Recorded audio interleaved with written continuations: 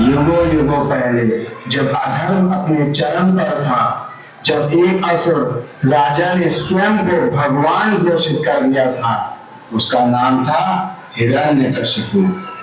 लेकिन उसी के घर जन्म लिया एक ऐसे बालक ने जो हर श्वास में नारायण का नाम जपता था। वह थे भक्त प्रहलाद। आज हम उसी दिव्य लीला का दर्शन करेंगे जहाँ भक्ति और अहंकार का सामना हुआ और भक्ति की विजय हुई।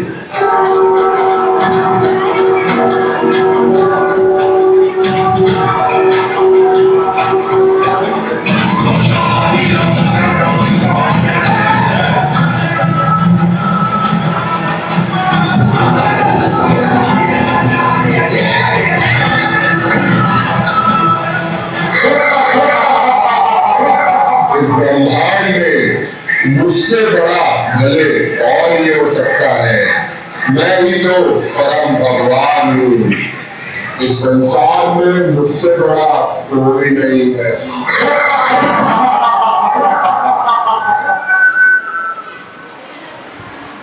प्रहलाद, बेटा प्रहलाद, इधर आओ। पिताश्री प्रणाम। आओ पुत्र, मेरे पास बैठो। बताओ, गुरुकुल में तुमने क्या सीखा? तत्साधु मन्येश्वरं वरीयदेहिनां सदा समुज्जीर्णं ध्यानसद्ग्रहान् हित्वा तं पातङ्ग्रह अन्धरूपं वनं गतो हरिम् आश्रयेत। पिताश्री, मनुष्य को चाहिए कि वह इस संसार रूपी अंधे कुएं को छोड़कर भगवान नारायण की शरण में चला जाए। यह उसके लिए सर्व मंगलकारी कार्य होगा। क्या बोल रहे हो तुम? तुम्हें पता है ना तुम क्या बोल रहे हो? और इस नारायण के बारे में तुम्हें किसने बताया? चलो छोड़ो, यह बताओ कि तुमने और क्या सीखा? मेरे प्रश्न का उत्तर दो। बताओ कि सबसे ज्यादा बुद्धिमान व्यक्ति संसार में कौन है? श्रवणं कीर्तनं विष्णु स्मरणं पादसेवनम् अर्चनं वंदनं दास्यं साख्यं आत्मनिवेदनम्। जो भी इन 9 प्रकार की भक्ति से भगवान की सेवा करता है वह निश्चित रूप से भगवान को प्राप्त करता है। पिताश्री, जो व्यक्ति इन 9 भक्ति को भगवान विष्णु में अर्पित करता है और सच्चे भाव से भक्ति करता है, मैं उसे ही सबसे अधिक शिक्षित और बुद्धिमान मानता हूँ। तू मेरे शत्रु विष्णु का गुणगान करता है। तू मेरा पुत्र नहीं हो सकता। इस संसार में केवल मैं ही परम भगवान हूँ। अगर आपने अभी अन्य पर तो कौन को मुझे भगवान मान ले। शरण और अमर, इधर आओ। तुम ने इसे क्या शिक्षा दी है? जब से यहाँ पर आया है उस नारायण का ही नाम ले रहा है। इसको ले जाओ मेरी आंखों के सामने से। महाराज, हमने तो राजकुमार को राजनीति, भूगोल और अर्थशास्त्र ही सिखाया है। पता नहीं इसे नारायण का ज्ञान कहाँ से हुआ। ध्यान रखो, मुझे लगता है कोई देवता गुरुकुल में आके इसे शिक्षा दे रहा है।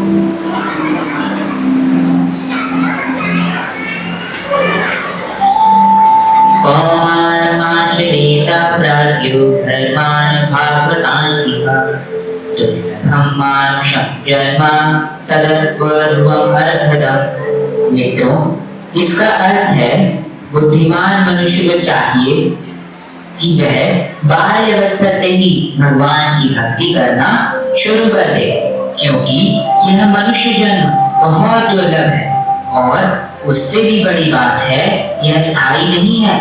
कब समाप्त हो जाए और कब हमारा अंत यह कोई नहीं जानता।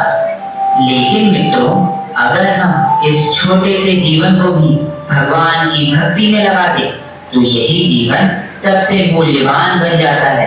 इसीलिए हमें ये नहीं सोचना चाहिए कि अभी तो हम बच्चे हैं, बाद में भक्ति करेंगे।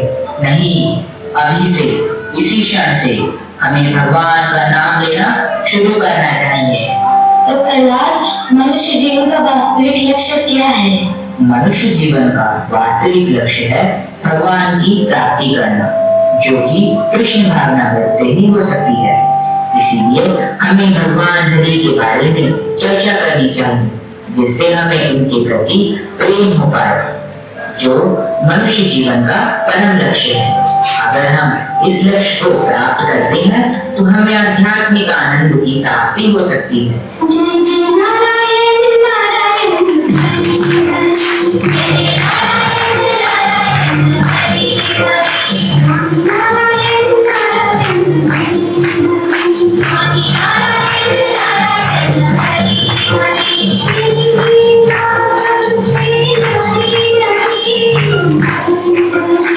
अरे अब तो पानी सर के ऊपर चढ़ गया है। अब ये बात तो हमें महाराज को बतानी होगी।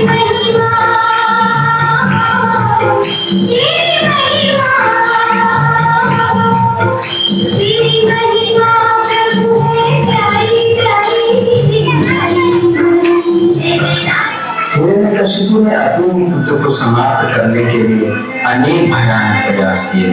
कभी विषैले सर्पों को पीस डाल दिया, कभी अग्नि की ज्वालाओं में जलने के लिए छोड़ दिया, तो कभी ऊंचे पर्वत से गिरा दिया। लेकिन हर बार अदृश्य रूप से भगवान नारायण ने अपने भक्त प्रहलाद की रक्षा की, क्योंकि जो सच्चे मन से भगवान को स्मरण करता है, भगवान स्वयं उसकी रक्षा करते हैं। प्रहलाद, तेरा विष्णु जिसका तू गुणगान करता है वह भगवान नहीं, एक हत्यारा है। वही मेरे भाई हिरणाक्ष का हत्यारा है और तू उसकी पूजा करता है। आज देखता हूँ कब तक तुझे मेरे पीठ पीछे बचाता रहेगा। उसकी हिम्मत है जो मेरे सामने आकर दिखाए, मैं तुझे अपने हाथों से मारूंगा। तू तो बात नारायण नारायण करता रहता है। आज देखते हैं तेरा नारायण तुझे बचाने आएगा या वो व्यक्ति आज भी छुपकर बैठा रहेगा। नाना प्रकार से मैंने तुम्हें मारने का प्रयास किया, लेकिन वो नारायण, वो छलिया, वो पप्पू हर बार तुझे बचाता रहा। लेकिन आज तुझे कोई नहीं बचा सकता। पिताश्री, जैसी आपकी इच्छा आप वैसा ही करें, मुझे कोई आपत्ति नहीं। लेकिन सत्य यही है कि परम भगवान श्री नारायण ही है और मैं उन्हें ही अपना स्वामी मानता हूँ। वह इस संसार के हर कण में है, हर वस्तु में है, हर जीव में है, हर वृक्ष में है, यहाँ तक कि वो आप में भी है और मुझ में भी है। वह अपने भक्तों के लिए हर जगह है। एको वशी सर्वभूतांतरात्मा एकं रूपं बहुधा करोति। पिताश्री, जो एक परमात्मा सभी जीवों के हृदय में विराजमान है, वही अनेक रूपों से हर जगह उपस्थित है। नारायण नारायण नारायण, चुप हो जा। आज तो तेरी मृत्यु निश्चित है दोस्त। हर जगह तेरा भगवान है, तो क्या तेरा भगवान इस खंडे में भी है? हाँ पिताश्री, मेरे भगवान इस खंबे में भी हैं, यहाँ तक कि आप में और मुझ में भी हैं। तू हट, आज मैं पहले इसी का अंत करता हूँ।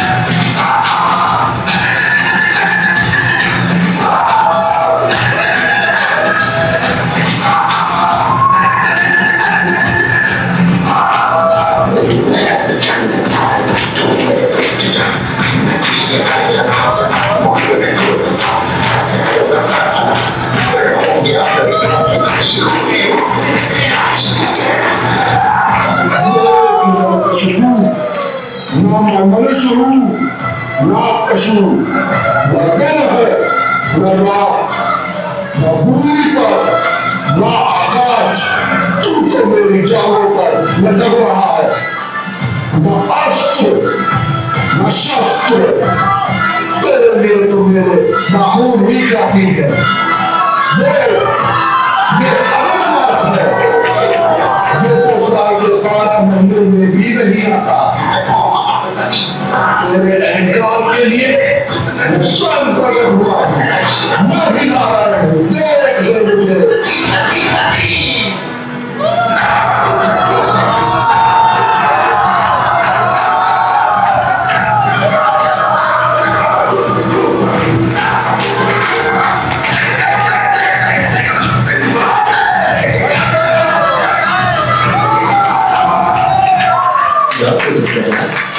ये दुश्मनी वाला भगवान को बनाओ, भगवान को शांत करो। यह स्वरूप भगवान ही केवल तुम्हारे लिए। हे प्रभु, ब्रह्मा शिव बड़े बड़े देवता भी आपकी स्तुति करने में समर्थ नहीं है, और मैं तो एक असुर कुल में जन्मा एक पतित बालक हूँ। मैं आपकी स्तुति कैसे कर सकता हूँ भगवान? हे प्रभु, मैं कोई भौतिक वर नहीं चाहता। मैं कोई व्यापारी नहीं हूँ जो भक्ति के बदले कुछ मांगू। यदि आप मुझे कुछ देना ही चाहते हैं तो मेरे हृदय से सभी भौतिक इच्छाओं को दूर कर दीजिए। हे प्रभु, मुझे बस इतना वर दीजिए कि मैं सदा आपके शुद्ध भक्तों की सेवा कर सकूं, अपने गुरु की सेवा में लगा रहूं। हे प्रभु, मेरे पिता ने आपके प्रति वैर किया, यहाँ तक कि मरते दम तक वह आपके प्रति वैर करते रहे। फिर भी कृपा करके उनका उद्धार कर दीजिए, उन्हें क्षमा कर दीजिए प्रभु। पुत्र प्रहलाद, जिस कुल में तुम जैसा भक्त जन्म लेता है उसकी 21 पीढ़ियां कर जाती है। पुत्र, तुम्हारे पिता का उद्धार तो पहले ही हो चुका है। जहाँ तुम जैसे भक्त जन्म लेते हैं वह स्थान भी पवित्र हो जाता है। और इस प्रकार अहंकार का अंत हुआ और भक्ति की विजय हुई। जो सच्चे मन से भगवान को पुकारता है, भगवान स्वयं उसकी रक्षा करते हैं। पर हमें प्रहलाद महाराज जितना अटूट विश्वास होना चाहिए। हरे कृष्णा।